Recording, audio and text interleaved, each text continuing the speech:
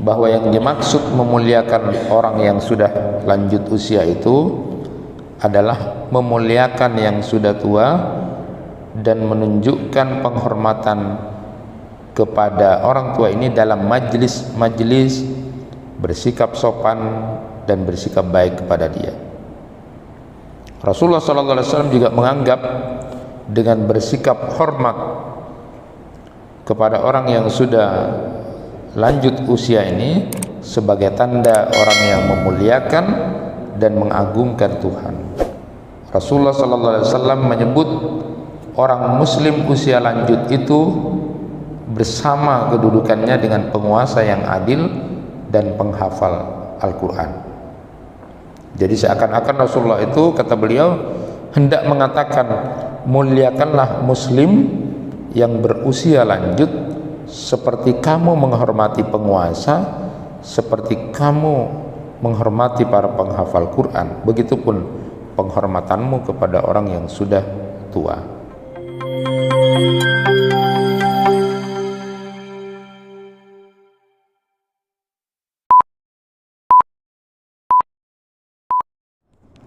Assalamualaikum warahmatullahi wabarakatuh. Alhamdulillah rabbil alamin wa bihi nasta'inu ala umuri dunya waddin. Asyhadu an la ilaha illallah wahdahu la syarikalah wa asyhadu anna Muhammadan abduhu wa rasuluh. Allahumma salli ala Muhammad wa ala ali Muhammad kama sallaita ala Ibrahim wa ala ali Ibrahim innaka Hamidum Majid. Allahumma barik ala Muhammad wa ala ali Muhammad kama barakta ala Ibrahim wa ala ali Ibrahim innaka Hamidum Majid. Rabbi shrah li sadri wa yassir li amri wa hlul 'uqdatam min lisani yafqahu qawli, amma ba'du. Bapak-bapak, ibu-ibu, jemaah kuliah subuh yang dirahmati Allah, salah satu pujian Allah kepada Nabi kita, Nabi Muhammad sallallahu alaihi wasallam, adalah karena beliau memiliki akhlak yang agung, akhlak yang mulia. Di dalam Quran surat Al-Qalam ayat 4 disebutkan, wa innaka la'ala khuluqin azim, dan sesungguhnya engkau Muhammad memiliki akhlak yang agung. Nabi kita juga menyuruh kita dalam rangkaian menjadi orang bertakwa itu agar bergaul memiliki akhlak yang bagus dan indah dengan sesama manusia.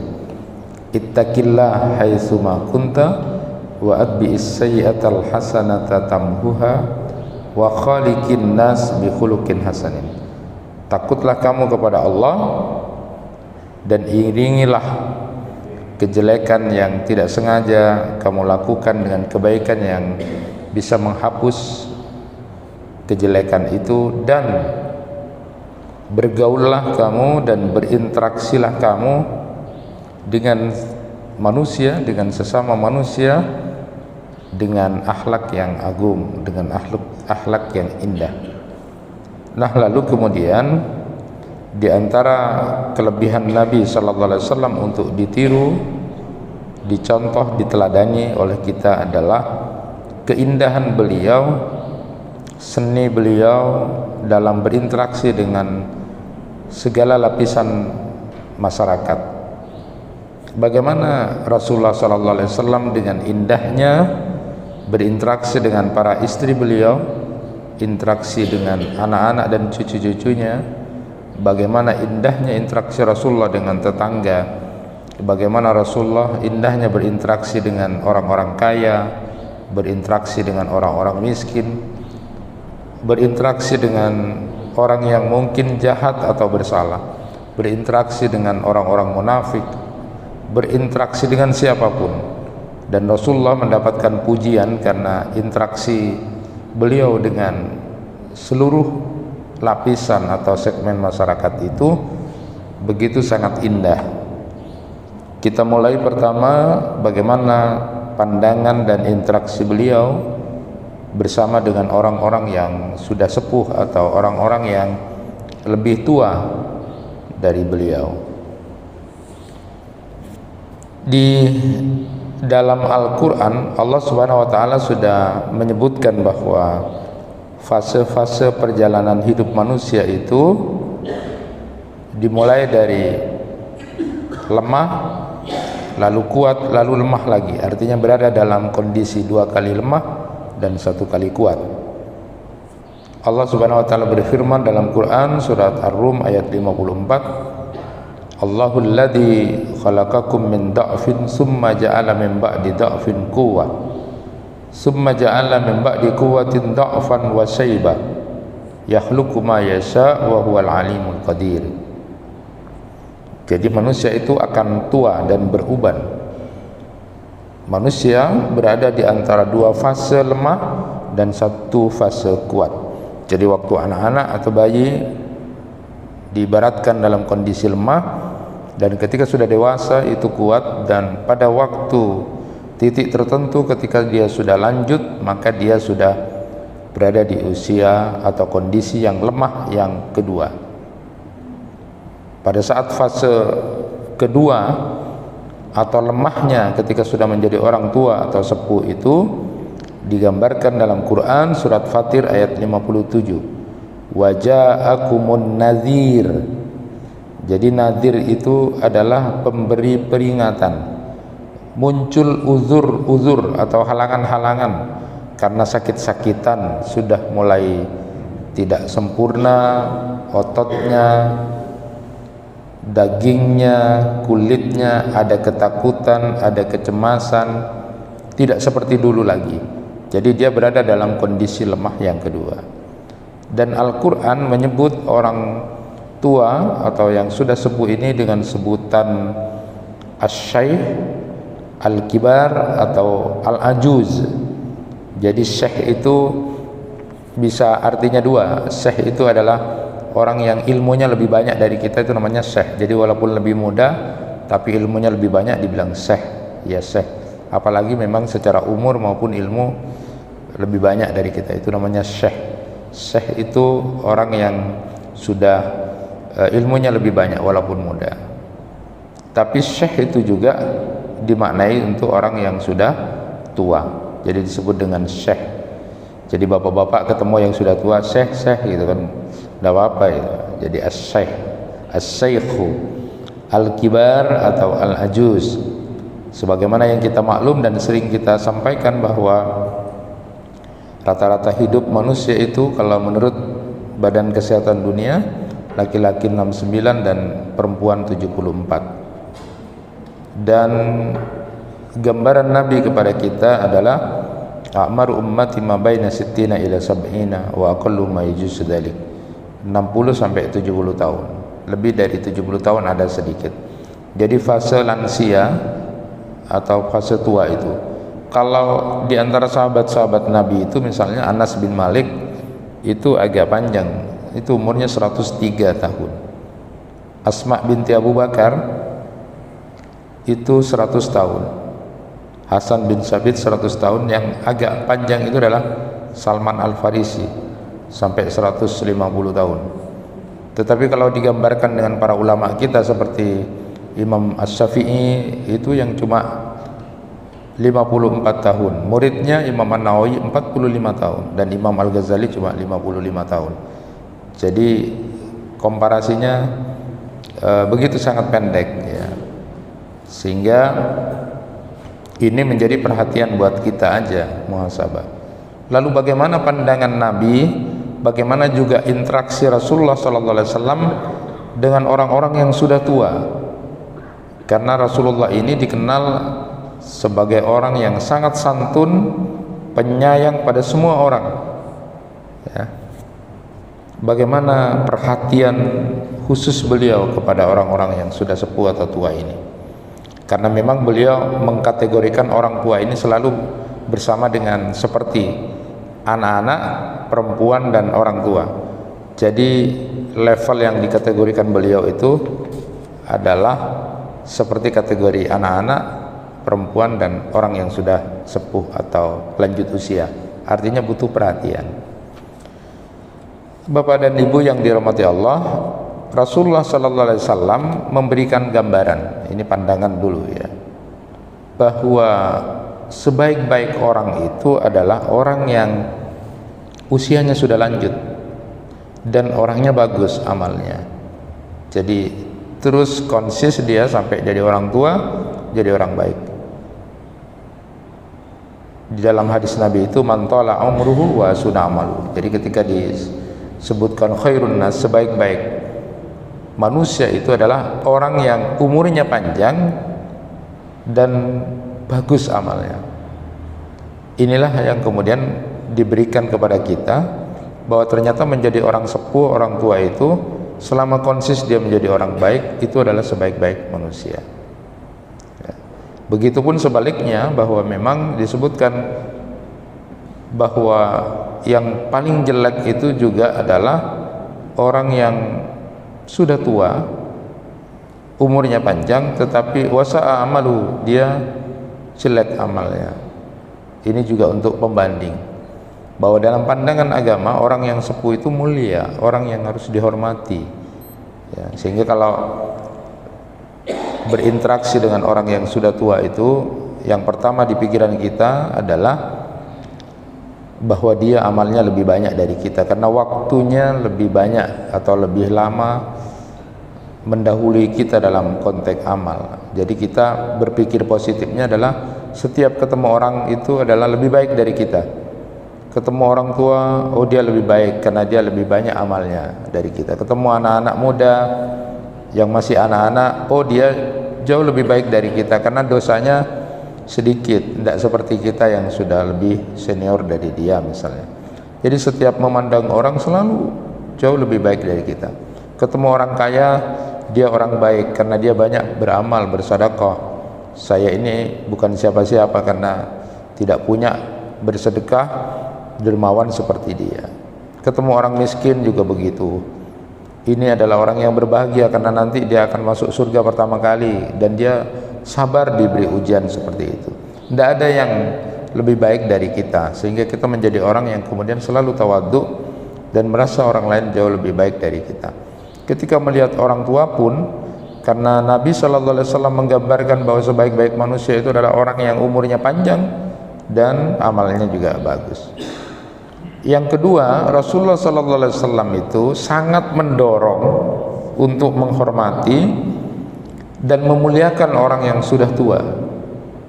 Rasulullah SAW bersabda, salah satu tanda mengagungkan Allah adalah memuliakan orang yang berusia lanjut. Itu hadis riwayat Abu Daud. Jadi di dalam hadis ini disebutkan memang ada 3 ya, yang dimuliakan yang sama itu. Pertama adalah pemimpin yang adil, lalu penghafal Quran, lalu orang yang sudah tua atau orang yang sudah sepuh. Maka sering saya sampaikan, kalau menghormati pemimpin, maka hormati juga ketika ada orang yang sudah sepuh atau tua. Sama menghormati kita dengan para penghafal Quran. Jadi penghafal Quran, pemimpin yang adil, dan orang yang sudah sepuh itu merupakan tanda kalau kita memuliakan mereka, merupakan tanda kita mengagungkan Allah. Jadi kalau ada di antara kita misalnya suka tidak hormat, tidak memuliakan dan mengagungkan orang tua, padahal sholatnya kayaknya rajin, tapi kalau orang sepuh ben saromben, itu sebenarnya aneh. Karena kata Rasulullah SAW, salah satu tanda orang itu mengagungkan Allah adalah memuliakan orang tua. Berarti dia tidak beres ibadahnya. Nah, apa yang dimaksud dengan orang tua itu yang sudah lanjut itu, dalam kitabnya Aunul Ma'budnya Syekh Adim Abadi rahimahullah itu, bahwa yang dimaksud memuliakan orang yang sudah lanjut usia itu adalah memuliakan yang sudah tua dan menunjukkan penghormatan kepada orang tua ini dalam majlis bersikap sopan dan bersikap baik kepada dia.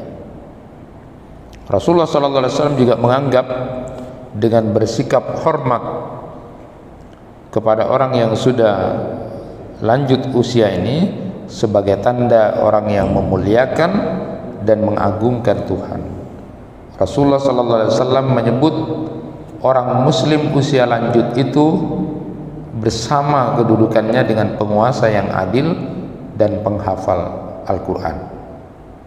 Jadi seakan-akan Rasulullah itu, kata beliau, hendak mengatakan, muliakanlah muslim yang berusia lanjut seperti kamu menghormati penguasa, seperti kamu menghormati para penghafal Quran. Begitupun penghormatanmu kepada orang yang sudah tua. Anas bin Malik radhiyallahu anhu meriwayatkan, ada seorang laki-laki tua yang berbicara dengan Nabi sallallahu alaihi wasallam, tetapi orang-orang itu tidak memberi kesempatan duduk kepada orang tua ini. Jadi dalam satu kerumunan begini ada orang tua yang mau ngobrol sama Nabi gitu kan, tapi orang-orang yang lain itu menghalang-halangi karena maklumlah sudah tua gitu kan, kami yang perlu. Lalu kemudian Rasulullah memberi kesempatan itu dengan memberi tanda, dengan mengatakan berhenti dulu. Terus kemudian disapa orang tua itu, lalu Nabi bersabda, laisa minna man lam yarham saghirana wa yukrim kabirana, rawahu Tirmidzi. Bukan termasuk kelompokku, golonganku, kata Nabi, orang yang tidak mau menyayangi yang kecil dan tidak mau memuliakan yang tua atau sepuh. Jadi ini penting buat kita, interaksi ini penting. Jadi kalau ada orang tua kumpul terus pas polana sepuh pas elang-alangin latina lampian gitu kan. Kadang-kadang saya lihat begitu juga itu. Jadi kasihan juga. Nah, Rasulullah sallallahu alaihi wasallam sampai mengatakan laisa minna man lam yarham saghiran wa yukrim kabiran. Bukan termasuk golongan kelompoknya Nabi Muhammad atau taat kepada Nabi orang-orang yang tidak mau sayang kepada anak muda dan juga memuliakan orang yang sudah tua. Di kitab Al-Bidayah wa Nihayahnya Ibnu Katsir rahimahullah itu menceritakan bahwa banyak sahabat yang suka mengurus urusan orang-orang yang sudah tua ini. Jadi Umar bin Khattab itu suka mengurusi wanita-wanita yang sudah tua yang perlu bantuan. Talha bin Ubaidillah juga mengurus perempuan-perempuan yang sudah tua, yang lemah, yang cacat. Mereka selalu kemudian perhatian untuk memberi kebutuhannya, membuang sampah serta urusan-urusan lainnya orang tua itu. Ini para sahabat Nabi. Bahkan Nabi kita pun dikenal dengan cerita yang sangat mulia itu dan sering masyhur selalu disampaikan adalah begitu sangat baik memikat orang Yahudi yang sudah tua, buta lagi, tua, buta di sudut jalan Madinah, dan dia suka memaki-maki Nabi. Tapi Rasulullah memuliakan dia dengan selalu meladeni untuk memberikan makan kepada orang Yahudi tua yang buta yang suka memaki-maki ini. Ini luar biasa baginda Nabi. Jadi bapak-bapak Darussalam, ibu-ibu Darussalam, kalau memang punya orang yang sudah tua, sahabatnya, temannya, karibnya, apalagi kerabatnya yang utama, maka lalu kemudian membantu mengurus mereka itu luar biasa. Jadi janda-janda yang sudah tua ya, jangan janda-janda muda tapi janda-janda tua itu kemudian mau diurus, itu luar biasa. Karena begitulah para sahabat, bahkan Nabi kita Nabi Muhammad kemudian sangat perhatian untuk memenuhi kebutuhan apa yang menjadi kebutuhan orang yang sudah sepuh ini. Kemudian Rasulullah sallallahu alaihi wasallam itu mengunjungi sendiri orang yang sudah lanjut usia. Jadi kalau bisa jangan orang tua yang datang pada kita, tapi kitalah yang lebih muda datang kepada orang tua. Ketika Nabi sallallahu alaihi wasallam di Fathu Makkah itu, pada saat sudah menaklukkan Makkah, beliau memasuki Masjidil Haram. Lalu Abu Bakar ditemani ayahnya Abu Quhafa. Waktu itu bapaknya Abu Bakar itu belum masuk Islam. Jadi Abu Quhafa, bapak dari Abu Bakar itu belum masuk Islam. Nah, ketika kemudian datang bersama Abu Bakar menghadap Nabi sallallahu alaihi wasallam, Nabi lalu mengatakan kepada Abu Bakar, "Mengapa tidak kamu biarkan orang tuamu di rumah, biar kita nanti yang datang menemuinya?" Itu kata Nabi. Jadi Nabi itu maunya Nabi yang datang ke Abu Quhafa, bapaknya, ayahnya Abu Bakar As-Siddiq. Jangan bapakmu yang datang ke sini. Artinya yang bagus itu etikanya adalah yang muda datang ke yang tua. Lalu kemudian Nabi mendudukkan Abu Quhafa karena sudah kadung datang, lalu beliau diusap dadanya dan diajak untuk masuk Islam, sehingga kemudian ayah dari Abu Bakar ini kemudian menjadi Muslim. Itulah kemudian di dalam Al-Quran surat Al-Ahqaf ayat 15, salah satu ayat yang berbicara tentang syukurnya Abu Bakar As-Siddiq karena orang tuanya bisa masuk Islam. Yang doa itu dikenal, Rabbi auzi'ni an azkura ni'mataka allati an'amta alayya wa ala walidayya wa an a'mala salihan tarda wa aslih li fi dzurriyyati inni tubtu ilaika wa inni minal muslimin. Itu Quran surat Al-Ahqaf ayat 15. Jadi bahagianya Abu Bakar karena orang tuanya sudah masuk Islam. Jadi bersyukur kepada Allah nikmat atas Islamnya dirinya Abu Bakar dan kemudian orang tuanya. Tetapi dalam konteks ini etika yang digambarkan oleh Rasulullah yang betul itu etikanya adalah kita yang datang kepada yang tua. Walaupun pada titik tertentu kalau terpaksa orang tua yang datang, tetapi sebenarnya menurut etika dan adab akhlak itu adalah yang muda datang ke yang tua. Kemudian Rasulullah SAW itu sangat ramah, hormat saat ada berhadapan dengan orang tua atau dikunjungi orang tua. Walaupun tadi etikanya adalah yang muda yang datang ke yang tua, tetapi ketika ada orang sepuh yang memang tiba-tiba datang dan berkunjung, maka Nabi itu sangat ramah dan hormat. Ketika Nabi SAW dikunjungi seorang teman Khadijah, jadi istri tercinta beliau, datang mengunjungi Rasulullah SAW yang sudah lanjut usia, Rasulullah begitu sangat hangat menyambutnya, penuh dengan penghormatan kepada orang ini. Sampai-sampai kemudian Aisyah radhiyallahu anha bertanya, kenapa engkau sangat ramah? Ya maklum istri mudanya Aisyah ini memang ada cemburu ya. Ketika Rasulullah SAW begitu sangat menghargai, menghormati tamunya yang merupakan teman karib dari Khadijah. Ketika ditanya begitu, Nabi menjawab, wahai Aisyah, dia dulu sering mengunjungi kami semasa hidupnya Khadijah, mengasuh dan mengasihi anak-anak. Lalu kemudian salah satu tanda bagusnya ketika kita mau memuliakan orang yang sudah sepuh, apalagi itu adalah sahabat kita. Kemudian Rasulullah SAW juga boleh bercanda atau bergurau dengan orang yang sudah tua ini, tapi tentu dengan kadar yang tidak berlebihan atau tidak sampai menyakiti atau merendahkan itu. Sudah cerita yang sudah kita sama-sama mafhum adalah ketika ada seorang perempuan yang sudah tua menghadap Nabi SAW dan bertanya kepada Nabi, ya Rasulullah, apakah nanti di surga itu ada orang tua sepertiku? Gitu. Maka lalu Rasulullah menjawab, wahai Umma Fulan, tidak ada orang tua di surga.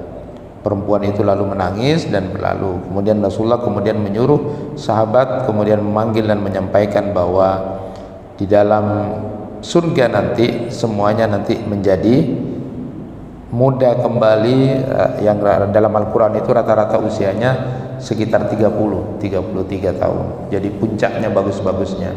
Dan lalu kemudian Rasulullah mendoakan orang tua itu mudah-mudahan juga bisa masuk surga. Jadi boleh bercanda, bergurau dengan orang tua sebatas tidak merasa disakiti, tidak merasa kemudian membuat orang tua itu menjadi merasa didolimi. Jadi ada batasnya. Jadi bahasanya kalau kita guyon sama orang tua cek pas nyake empian pun parak matea pun parak pun cek cemacem pun cemacem dengan kata-kata yang aneh-aneh misalnya, gak boleh gitu. Jadi bercanda boleh, tapi jangan yang menyakiti atau membuat hatinya sakit. Karena Rasulullah juga bercanda, tapi dalam batas yang tidak menyakiti. Rasulullah juga ketika berkomunikasi atau berbicara dengan orang yang sudah tua itu memakai kalimat-kalimat yang penuh harapan, penuh optimis. Jadi qaulam maisura namanya kalau dalam bahasa Al-Quran itu. Ada orang yang datang kepada Rasulullah, orang yang sudah tua itu dengan tongkatnya, dia mengatakan, ya Rasulullah, aku sudah banyak melakukan buruk dosa waktu masih muda, apakah Allah akan mengampuniku ya Rasulullah? Lalu Rasulullah SAW bertanya, bukankah engkau bersaksi bahwa tidak ada Tuhan kecuali Allah? Dijawab sama orang tua itu, iya begitu ya Rasulullah. Dan juga bersaksi bahwa aku adalah utusan Allah. Iya begitu ya Rasulullah. Lalu Nabi kemudian mengatakan, perbuatan burukmu sudah diampuni oleh Allah.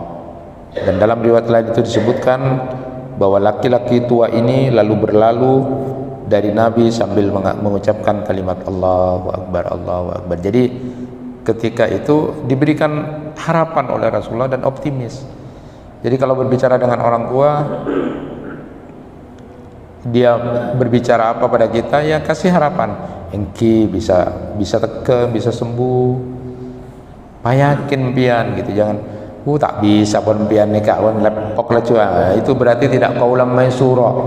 Jadi kalau berinteraksi dengan orang tua itu harus dengan kalimat-kalimat qaulam maisura. Jadi kalau ini dicontohkan oleh Rasulullah SAW ketika dia, saya ini banyak dosa ya Rasulullah dulu waktu muda, maka sudah dengan tuanya sampean lalu kemudian istiqomah dalam kebaikan, insya Allah Allah sudah mengampuni dosa-dosa jenengan. Lalu orang tua itu berlalu dari Rasulullah dan mengucapkan takbir Allahu Akbar Allah. Nah, kalau ada orang tua gitu datang pada kita tanya, ulah banyak, tak bisa pun pian pun narakam pian pun terlalu banyak, itu berarti kita mengecewakan. Harusnya kita pakai qaulam maisura. Kita kadang-kadang bercanda tapi berlebihan.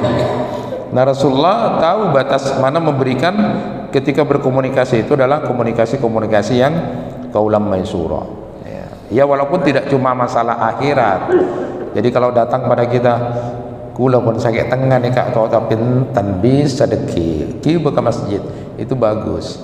Jangan kemudian para tipala pun pian nih kak pun seperti itu, berarti kita tidak memberikan qaulam maisura. Nah kemudian Rasulullah SAW itu dengan orang tua itu memberi prioritas kepada orang yang sudah lansia. Pertama, Rasulullah dalam memberikan prioritas pada orang yang sudah tua ini, pertama memberi prioritas untuk berbicara dulu. Ya, jadi ketika ada 3 sahabat Nabi yang datang untuk menceritakan terbunuhnya Abdullah bin Sahal itu, yaitu Muayyisah bin Mas'ud, kemudian Huwayyah bin Mas'ud dan Abdurrahman bin Sahal, saat yang paling muda yaitu Abdurrahman berbicara sebelum yang lain, lantas Nabi kemudian mengatakan yang paling tua dulu yang berbicara, yang paling tua. Jadi kalau ada orang di situ yang berbicara, maka diprioritaskan oleh Nabi yang paling tua dulu. Jadi kalau kumpul-kumpul sama orang tua terus kita mau berkomunikasi atau berpendapat, diberi kesempatan yang lebih dulu adalah orang tua. Tapi biasanya yang tidak ngerti akhlak gini, maksud masih tua ada abid acara deki gitu kan, atau ada yang tikel pian deki boy ya, gitu kan. Kita tidak memberi prioritas itu. Padahal Rasulullah memberikan penghormatan kepada orang yang sudah tua itu, pertama prioritas untuk berbicara. Kemudian yang kedua, prioritas untuk makan dan minum pertama kali. Jadi memberi orang tua prioritas dalam makan dan minum. Jadi kalau ada suguhan, kalau mau jalan bareng terus di prasmanan itu yang tua dulu juga ya, yang muda ngalah-ngalahi. Kadang-kadang yang muda entar kayak impian dibudi wah itu kadang-kadang salah. Jadi diberi kesempatan yang justru lebih awal, ngereng. Kemudian memberi prioritas untuk menjadi imam sholat. Jadi kalau sama-sama bacaannya sama-sama bagus, kecuali yang muda lebih bagus, nggak apa yang muda. Tapi kalau sama-sama bagus maka yang lebih tua. Kemudian memberi prioritas dalam ucapan salam. Jadi Abu Hurairah radhiyallahu anhu, Nabi sallallahu alaihi wasallam bersabda, orang muda mengucapkan salam kepada orang yang tua, yang jalan pada yang duduk, yang sedikit pada yang banyak. Dalam konteks ini berarti yang muda salam kepada orang yang tua. Kemudian memberi keringanan-keringanan terhadap kewajiban orang yang sudah tua. Jadi haji bisa diganti kalau dia sudah tidak mampu atau tidak kuat. Jadi juga berbuka dengan mengganti kafarat. Jadi yang sudah tua tidak apa-apa, tidak puasa, tapi dengan mengganti dengan kafarat. Salat bisa dengan duduk, bisa dengan hal-hal yang kemudian tidak mampu, silakan. Karena Rasulullah itu memberikan prioritas-prioritas seperti itu. Kemudian yang terakhir, Rasulullah itu meminta juga, di samping bersikap yang baik dengan para orang yang sudah tua ini, Rasulullah itu juga meminta kepada para lansia itu, pertama, banyak berzikir dan bertaubat kepada Allah. Itu mengingatkan di Quran surat Fatir ayat 27, awalam nu'ammirkum ma yatadzakkaru fi man tadzakkara wa ja'akumun nadhir. Jadi Rasulullah juga menasihati orang yang sudah tua, ingkipon banyak zikir. Jadi ngikutin gitu ya, banyak istighfar, banyak zikir, itu nasihat kepada orang yang sudah tua. Tapi tidak usah ditambah-tambahi, Pak. Cukup nasihati banyak zikir, banyak istighfar, tambah-tambahi. Pola nampian pun parak pun matea, terus tidak usah ditambah-tambahi lah. Ya kita sudah paham ya orang tua seperti itu. Kemudian nasihati juga orang yang sudah tua itu untuk tidak terlalu mengejar dunia. Jadi ada orang yang masih merasa terus saja, ambu pon pian sudah umurnya segini, jangan kemudian terus seperti merasa muda dalam hal-hal keduniaan ya. Masih bergaya, masih bermodal, gak apa-apa itu. Tetapi paling tidak dinasihati agar jangan kemudian terlalu terjebak kepada kesenangan-kesenangan dunia.